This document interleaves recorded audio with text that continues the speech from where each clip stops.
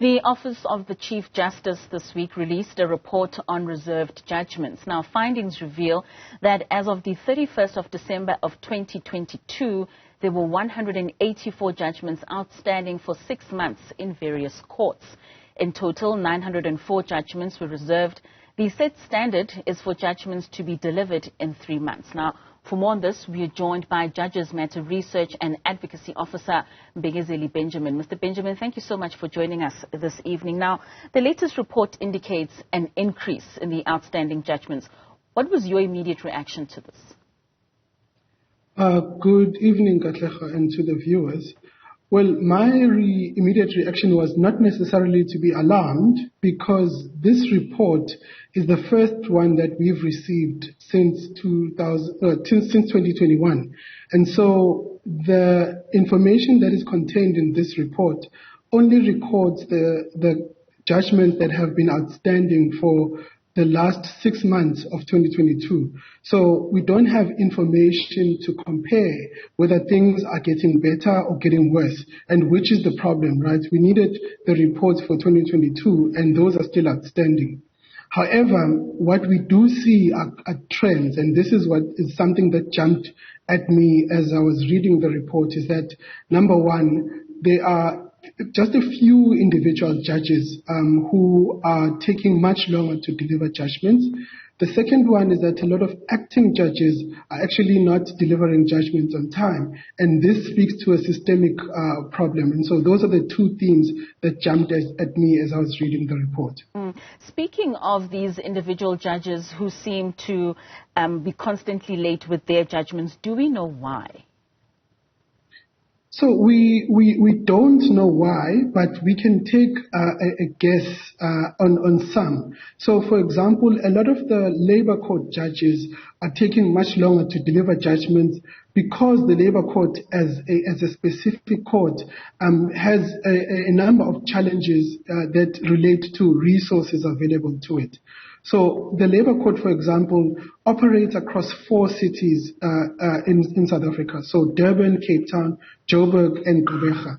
But there are only 13 judges to cover all of those 4 courts. And each court operates as if it's its own court. And so that does sometimes cause the judges to be overworked and the caseloads to take a long time to process. And so when we see reserved judgments in the labor court, we know that there are underlying problems there.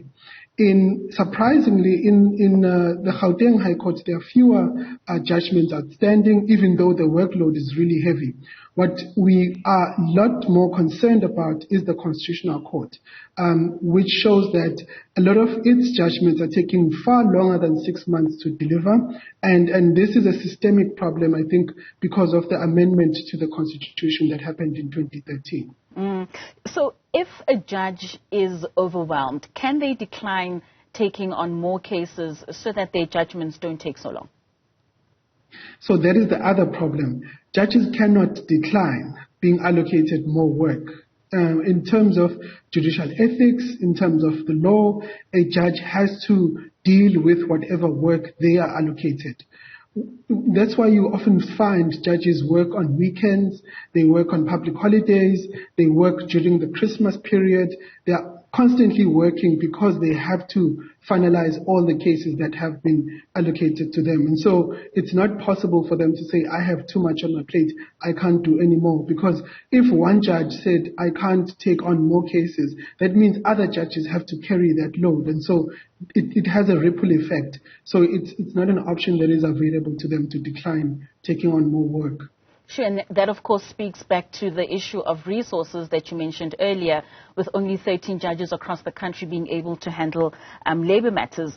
The report also states that the longest outstanding judgments date back to 2012 and 2013, and this is of a specific judge who has recently retired. What happens in such a case?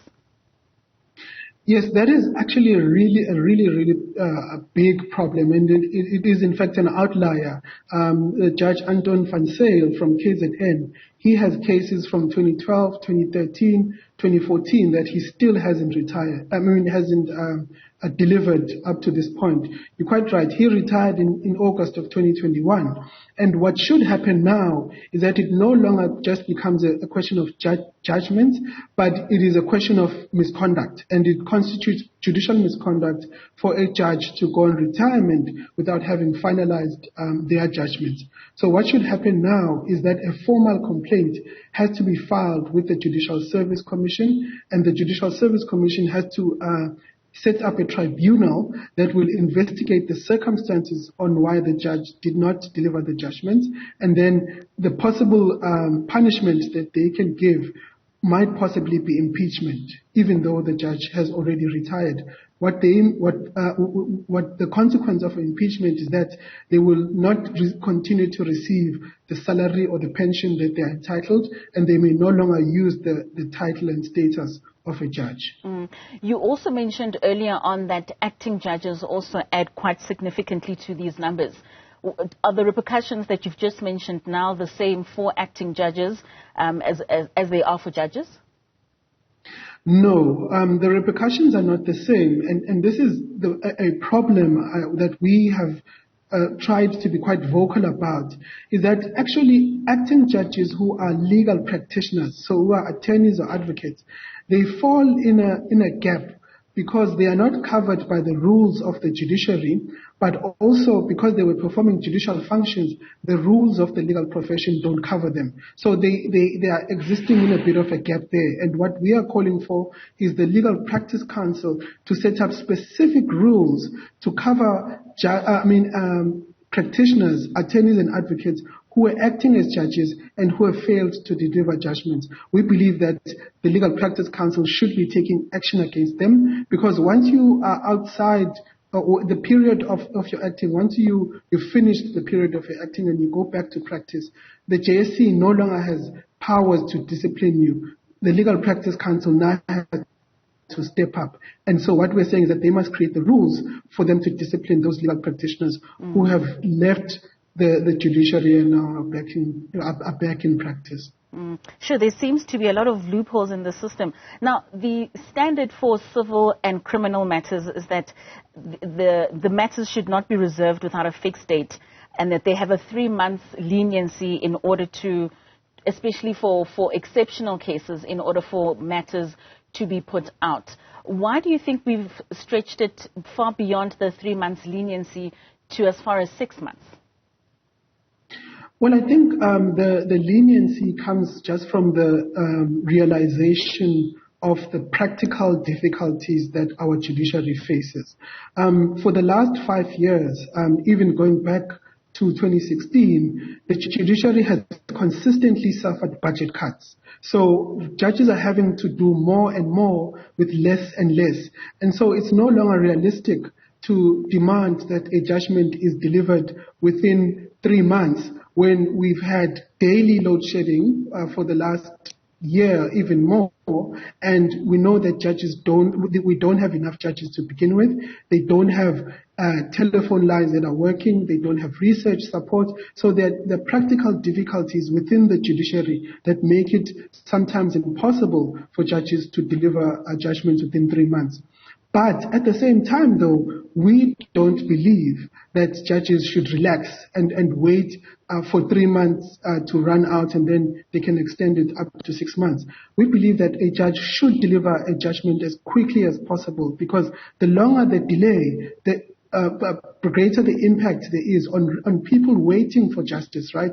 People waiting for maintenance, people waiting to get back their money when they are in business, people who have divorces that are pending. All of those things have an impact on the real life of people. And so we don't believe that judges should wait for 3 months, even though we do understand that there are problems within the system that force them to go beyond the 3 months. Earlier on, you mentioned that there's an outstanding report that doesn't enable us to be able to compare from the previous period. Do we know why this report is still outstanding? So we don't know why, Katlego. And this is a problem. We should get an explanation as to why these reports were outstanding. So in the norms and the reports come from a document called the Norms and Standards, which speaks about that judgments must be delivered within 3 months. The norms and standards were first introduced in 2014-15, but the first time we got these reports was in 2018, and at that time, Chief Justice Mogoeng promised that we will get quarterly reports, and we have been getting quarterly reports for 2018, 2019, 2020, 2021, but they stopped in 2021, and we didn't get an explanation. So since 2021 up to this week, we haven't gotten a report, and the first time that we got a report was for 2023. So we don't really know what happened in 2022, and that's why it's so difficult to assess whether the courts are actually performing better or worse, because we have this information lacking.